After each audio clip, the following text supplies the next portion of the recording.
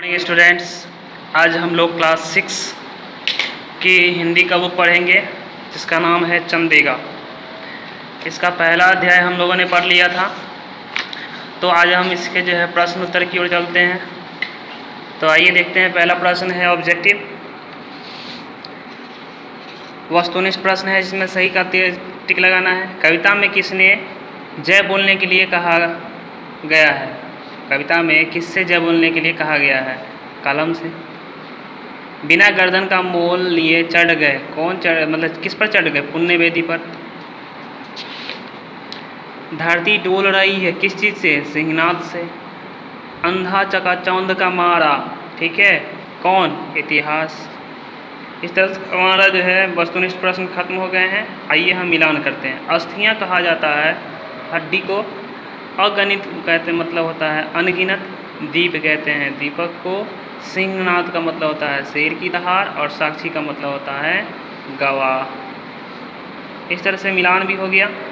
अब ये कुछ पंक्तियां हैं जो कि कविता से ली गई है, ठीक है, जिसमें एक शब्द छूट गया उसको भरना है। जैसे कि जो डैश लघु दीप हमारे, जो डैश लघु दीप हमारे, ठीक है, तो ये इसका उत्तर हम इधर मिलेगा। जो डैश लघु दीप हमारे, तो डैश में क्या भरेगा? अगणित, तो इसको भर देना है अगणित, ठीक है। इस तरह से जो पंक्तियां हैं छुटी हुई उसे आप भरिएगा। चलते हैं प्रश्न की ओर। तो इसमें प्रश्न है, इन प्रश्नों के उत्तर एक वाक्य में लिखिए, मतलब एक लाइन में लिखना है। शहीद के बारे में किन्हें जलाया? शहीदों के ने बारी बारी से किन्हें जलाया है? तो उत्तर होगा शहीदों ने बारी बारी से दीपक, यहाँ पर लिखेंगे दीपक, दीपक को, इन्हें किन्हें काट देंगे, यहाँ पर लिखेंगे दीपक को, और उसके बाद लिखना है जलाया है। फिर अगला प्रश्न है, कविता के अनुसार अनगिनत कौन थे? तो कविता के अनुसार अनगिनत, ठीक है, कविता के अनुसार अनगिनत अनगिनत लघुदीप, लघुदीप कहा गया है इस कविता में शहीदों को, ठीक है, शहीदों को, शहीद थे, ठीक है। चलिए दूसरा हो गया, कविता के अनुसार मुंह खोलकर क्या नहीं मांगा? ठीक है, देखिए मुंह खोलकर क्या नहीं मांगा है, तो इसका उत्तर इधर से थोड़ा देख लेते हैं, स्नेह, ठीक है। तो कविता के अनुसार मुंह खोलकर, इसको क्या को काटना है, यहाँ पर लिखना है स्नेह, स्नेह, उसका ये लिख देना है नहीं मांगा। कविता में इतिहास को कैसा बताया गया है? तो कविता में इतिहास को कैसा वो काटना है, यहाँ पर लिखना है अंधा, क्या लिखना है? अंधा, उसका ये लिख देना है, बताया गया है। इसलिए ये इस तरह से हमारा प्रश्न उत्तर कंप्लीट हो जाता है। अब आगे देखते हैं 5 नंबर प्रश्न की ओर, जिसका उत्तर 2 या 2 से अधिक वाक्य में लिखना है। अनगिनत लघु दीप कैसे बुझ गए? ठीक है, तो इसमें 2 या 2 से अधिक वाक्य में लिखना है। तो क्या होगा कि इसमें प्रश्नों की लाइन इसमें ज़्यादा हो जाएगी, इसमें जगह कम है। तो हमने क्या किया है, 5 का 1 2 3 4 प्रश्न है, और 6 का 1 2 प्रश्न है, ठीक है, जो कि दीर्घ उत्तरीय प्रश्न है। तो इस दोनों को हमने एक पेज पर लिख लिया है। आप लोग इसे देख करके अच्छे से लिख लीजिए, ठीक है। चलिए आगे आते हैं। इस तरह से हमारा ये कंप्लीट हो चुका है। अब आगे देखते हैं बोध विचार। कलम आज उनकी जय बोल में उनकी शब्द किसके लिए आया है? सोच कर बताइए। तो उनकी आया है शब्द शहीदों के लिए, जो सिपाही शहीद हुए उनके लिए यह शब्द आया है, ठीक है।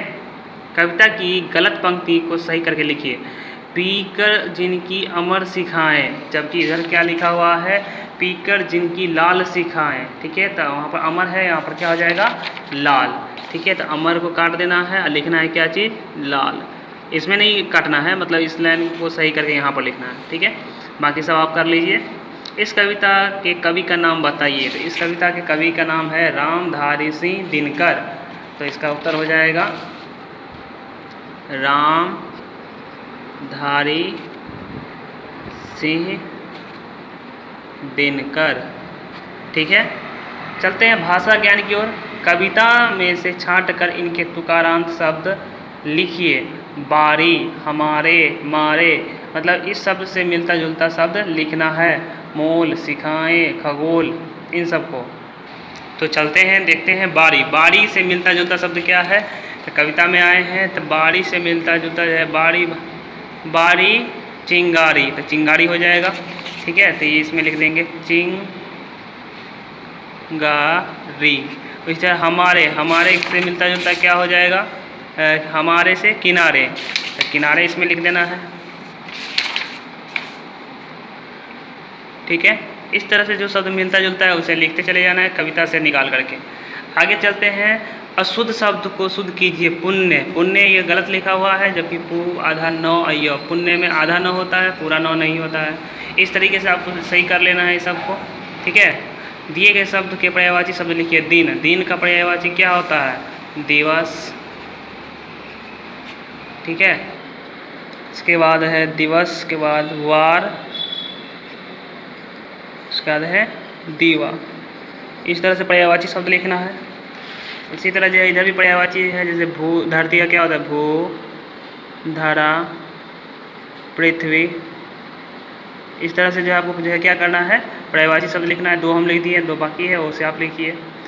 नीचे दिए गए वाक्यों से, शब्दों से वाक्य का प्रयोग करना है। ठीक है, चिंगारी, जैसे चिंगारी से क्या होता है? एक चिंगारी से, इसका वाक्य बनाना है। एक चिंगारी से भयंकर आग पकड़ लेती है। एक चिंगारी से भयंकर आग पकड़ लेती है। इस तरह से जो है आपको वाक्य भी बनाना है। चलते हैं अब आगे की ओर। रचना करिए। मौखिक का अभ्यास, बोल कर पढ़िए।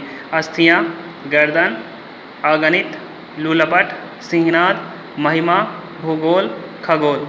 ठीक है, इस तरह से इसको पढ़ना है। क्रियाविधि, पाठ से आगे क्रियाविधि। पुस्तकालय से इंटरनेट की सहायता से रामधारी सिंह दिनकर की अन्य कविता को पढ़कर उसमें किसी एक कक्षा में सस्वर गायन कीजिए। इंटरनेट पर जो है रामधारी सिंह दिनकर जो है कवि हैं जिन्होंने इस कविता को लिखा है, उनकी और कविता को पढ़िए और उसको याद कीजिए। समूह चर्चा, कक्षा में समूह बनाकर चर्चा कीजिए कि हम किस प्रकार अपने देश की स्वतंत्रता बनाए रख सकते हैं। ऐसे कौन से कार्य हैं जिन्हें करके हमें भी सब लोग याद रखें। ठीक है, तो इन कार्यों को हमें कर लेना है समूह में मिल करके। चलते हैं चित्रात्मक अभ्यास कार्य। पुस्तकालय या इंटरनेट की सहायता से 5 शहीद का चित्र लेकर उन्हें अपने पुस्तक में लगाइए, साथ ही उनके नाम भी लिखिए। समझ में आ गया कि जो शहीद हो चुके हैं उनका उन 5 का फ़ोटो ले लेना है और उनका नाम भी लिखना है इंटरनेट से डाउनलोड करके। परियोजना, देशभक्ति की अन्य कोई कविता अपने परियोजना फाइल में लिखिए। देशभक्ति की और भी कोई कविता है, जैसा कि ये कविता हम लोगों ने पढ़ा था, जिनके लेखक थे रामधारी सिंह दिनकर। इस तरीके से जो है हमारा यह अध्याय पूरी तरह से पूर्ण हो जाता है। ठीक है, आप लोग इन प्रश्नों के उत्तर को अच्छे से लिख करके फेयर कर लीजिए। बाकी सारे प्रश्नों के उत्तर को याद कीजिए। और ये कविता बहुत ही महत्वपूर्ण है। ठीक है, रामधारी सिंह दिनकर जी के द्वारा लिखा गया। इस कविता को भी आप लोग अच्छे से याद कर लीजिए। ठीक है, चलिए, धन्यवाद।